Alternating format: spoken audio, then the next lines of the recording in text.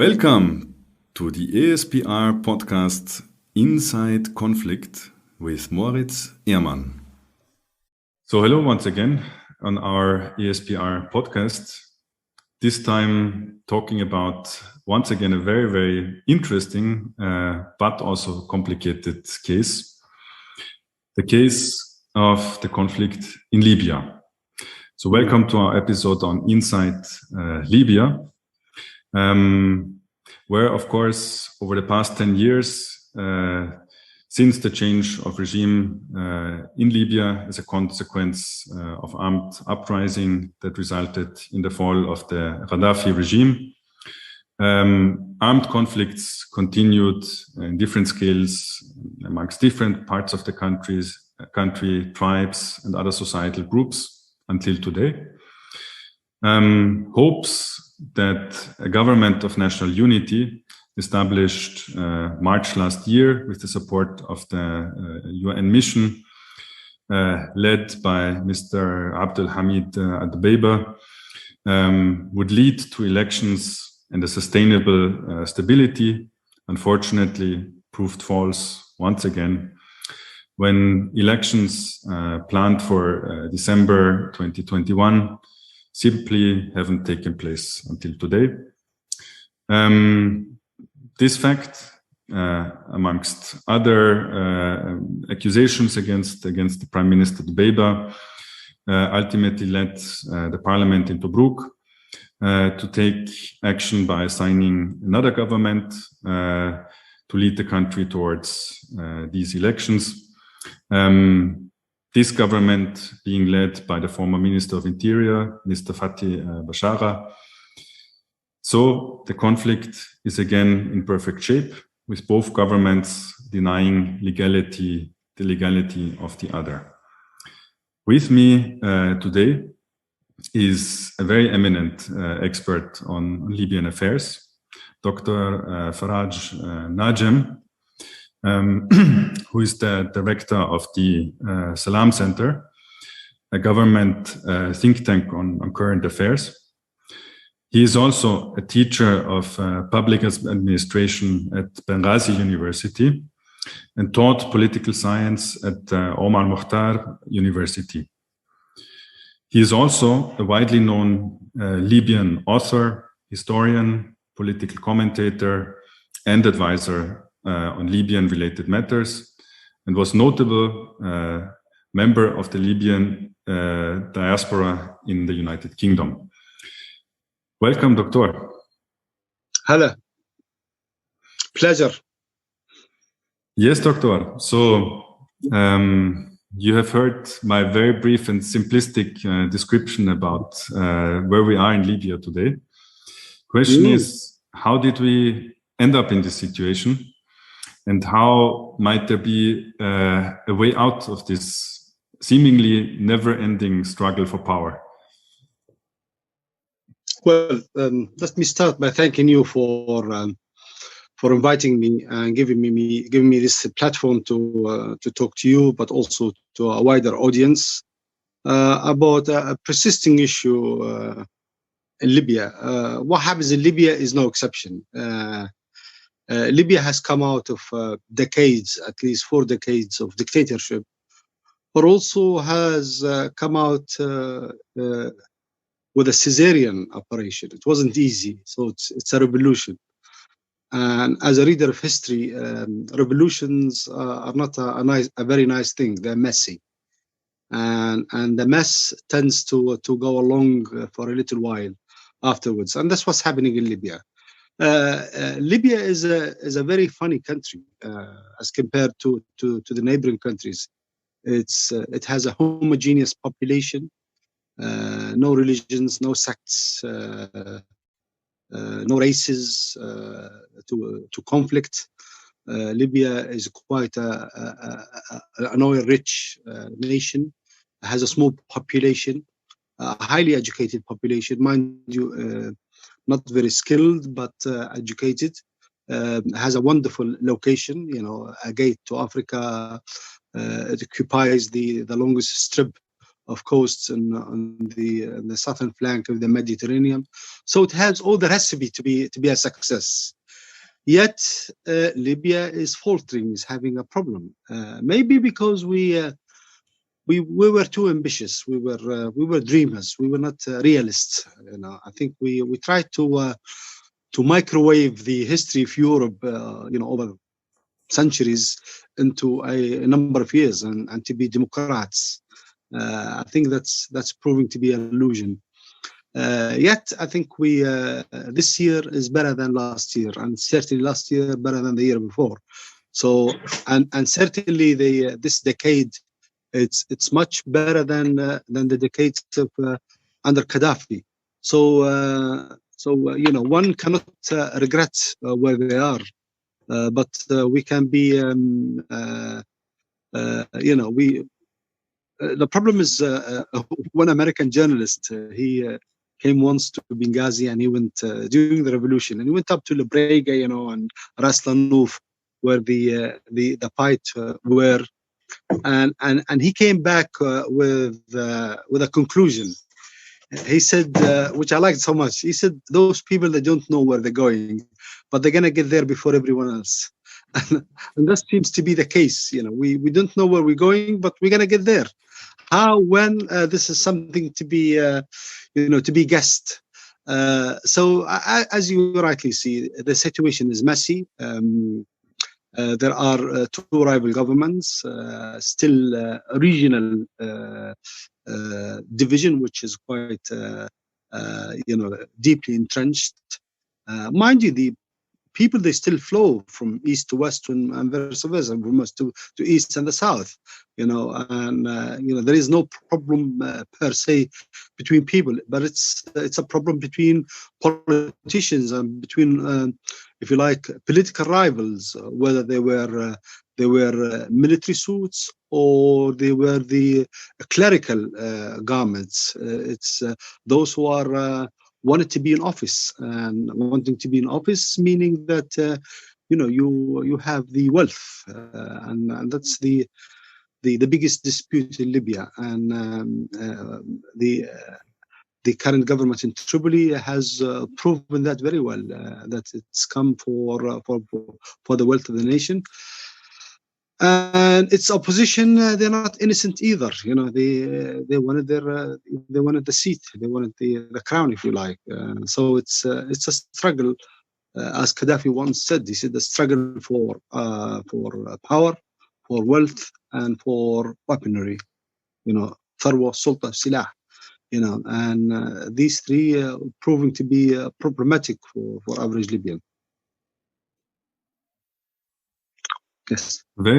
Thanks. I mean, really interesting perspective and interesting points that you raised here. I especially like this question of or this analogy of sort of you're going one direction, but you don't know where you're gonna end up.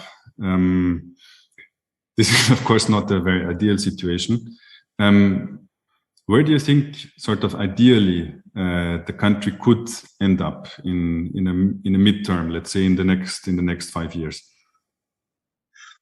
Well, no one knows, to be quite honest with you. But I tell you, the problems that we are facing currently, they are small as compared to the problems that we faced prior the Independence Day, 1951.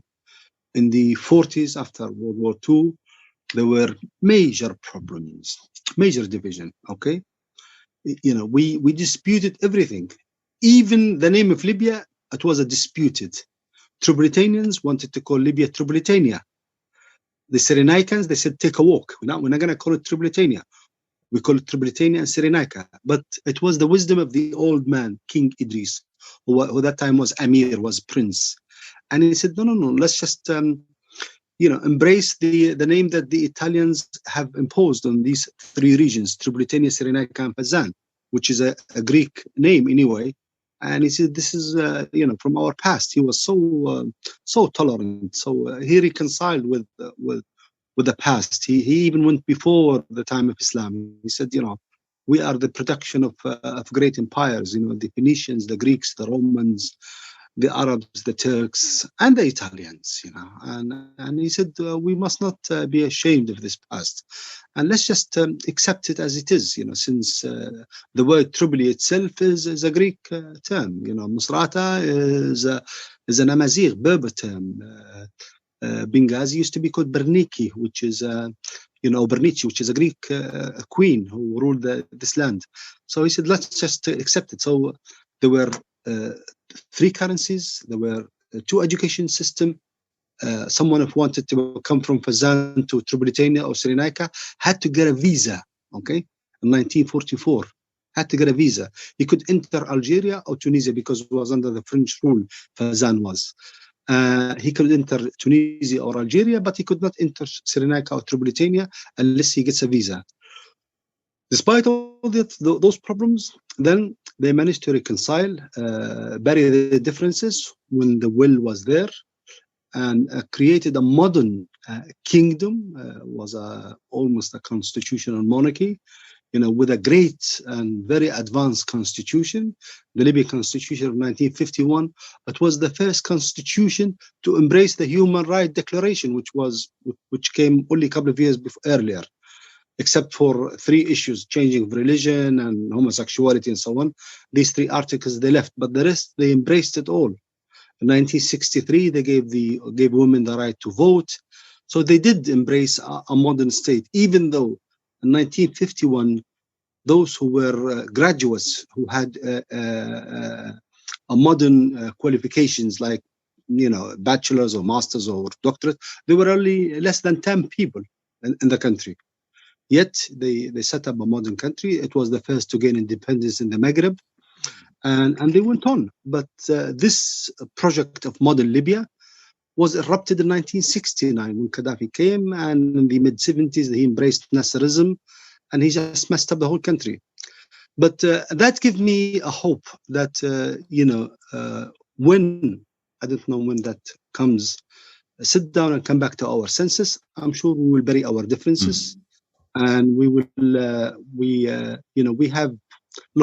have the money, we have the brains, and we have the friends, okay, in Europe. I'm sure, despite all this intervention by European powers in America and Russia, but one must not deny the fact that these people, they wish us the best, even though that sometimes they do interfere in our affairs because there are interests in doing business. And I think we can sit down and do it. And by the way, if I may add this as a last point before I give you the microphone, in the last 10 years, since 2011 or 2012 rather, we've had so many democratic exercises which are good. Now we know what it means to go to the ballot box. Before, there are people who have lived in Libya for about 50 years, never seen a ballot box. Now we know what it means to withdraw confidence. We know what it means to have a constitutional committee. We know, we're learning new words, new vocabularies like amendment, strikes, boycott, vote of confidence, and to us that's very good. That's very good, even though it's painful. But sometimes it's good. We squander so much money, but we as a nation, we're learning the hard way. And now it's when you go to cafes and even women at home, they talk of this political language, this political discourse.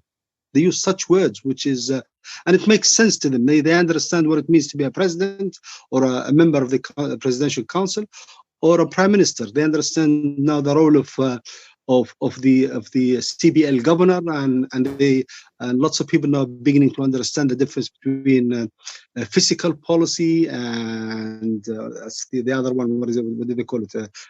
Finance arrangements or whatever. So we are learning, even though the hard way learning. But when are we going to sit down and sort out this mess? I wish I could tell you. Okay, that I will scrap the next question from my sheet, because I was going to ask you when you think the elections would actually take place, but I'm not going to ask you that now after hearing what you just said.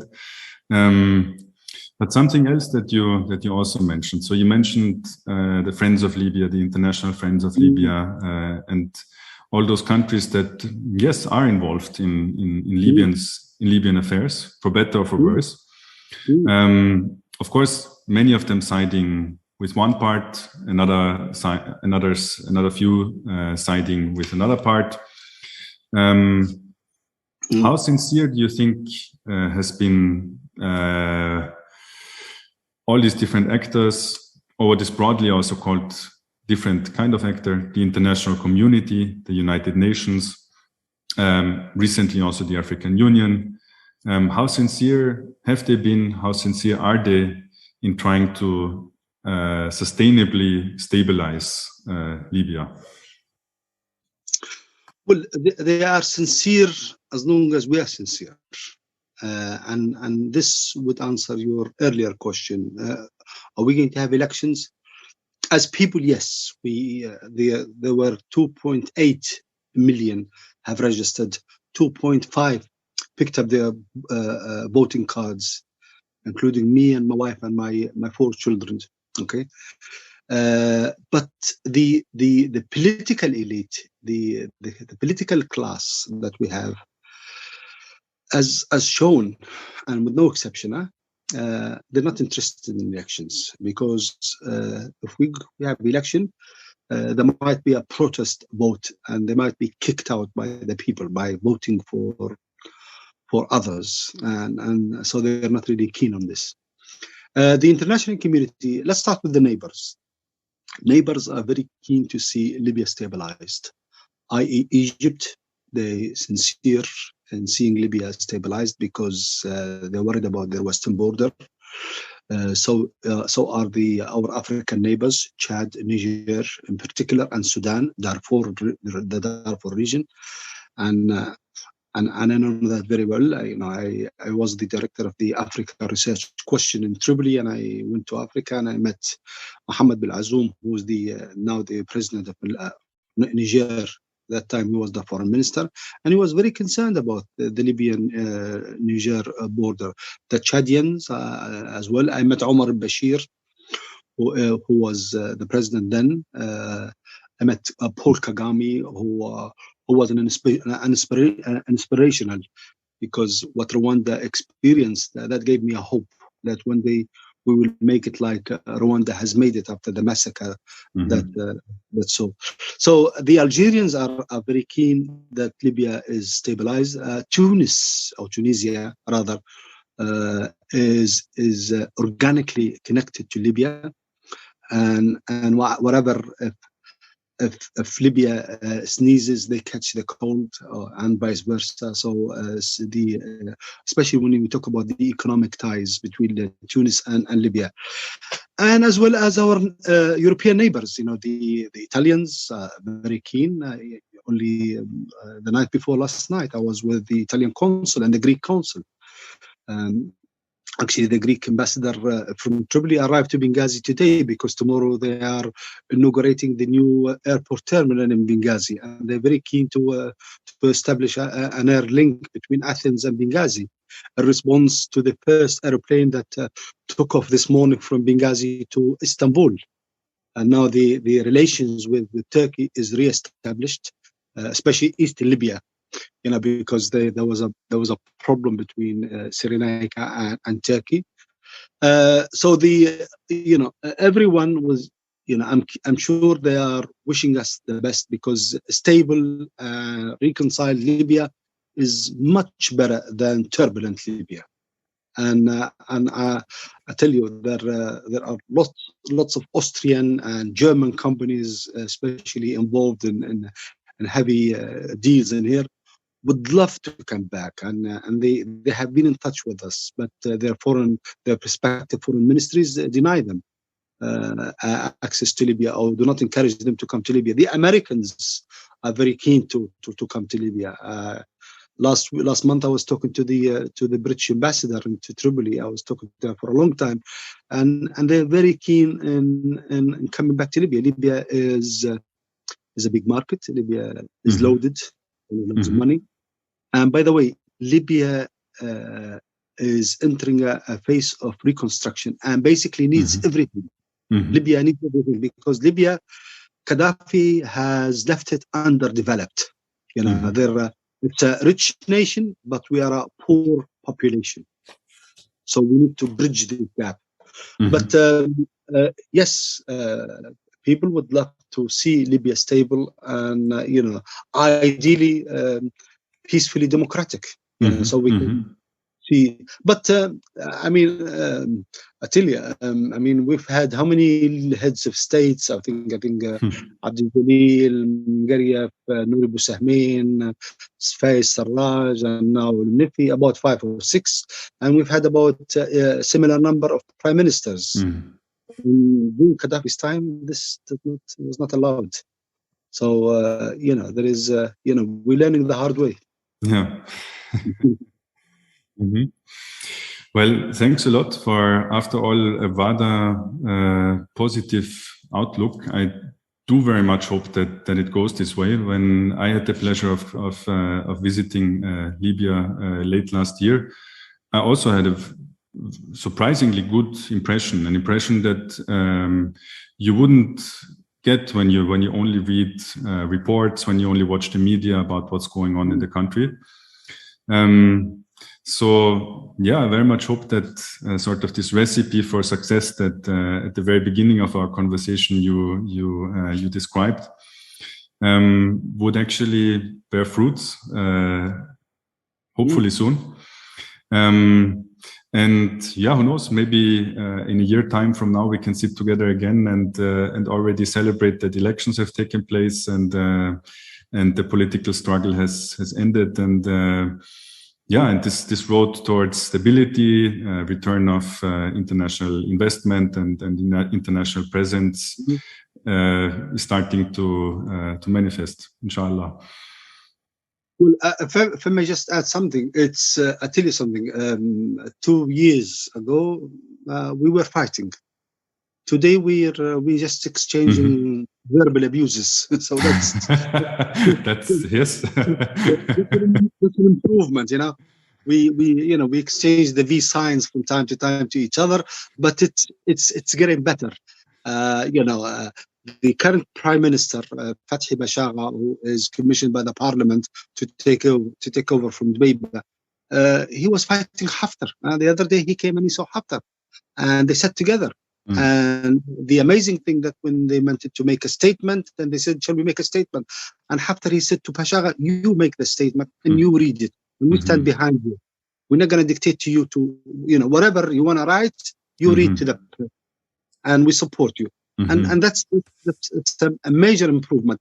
And the current Prime Minister in Tripoli, Aldbaiba, in 2011 he fled Misrata. He was wanted because he was seen as one of Gaddafi's crooks. Okay.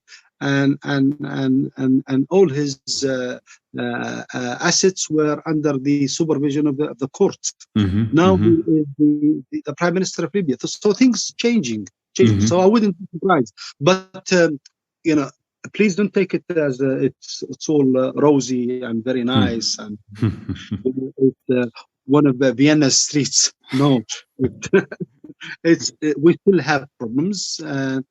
We still struggle. We still have provide services to people, and but at least the guns are silent, which is very important. And I tell you, if you compare what I'm talking to you now to what I was saying, say 5-6 years ago, we've changed. I mean, even the tone. We were belligerent then. Now we are reconciliatory, and that's an improvement in itself. That's an improvement. I think we are on the right path, but it isn't easy. It's a long, bumpy road. But as American journalists, we will get there. But when and where, we have no idea. Yeah, well, good. Let's hope for the best. Thanks a lot, Dr. Faraj. It was really a pleasure having this brief but very interesting conversation with you. Hope to stay in touch. And here at the ESPR podcast, Inside Conflict, we will continue the conversation on Libya again in 2 weeks' time. So stay with us, and until next time. Thank you very much. Subscribe to our podcast or visit the website insideconflict.com. For more information about the work of the ASPR, visit aspr.ac.at. Until next time.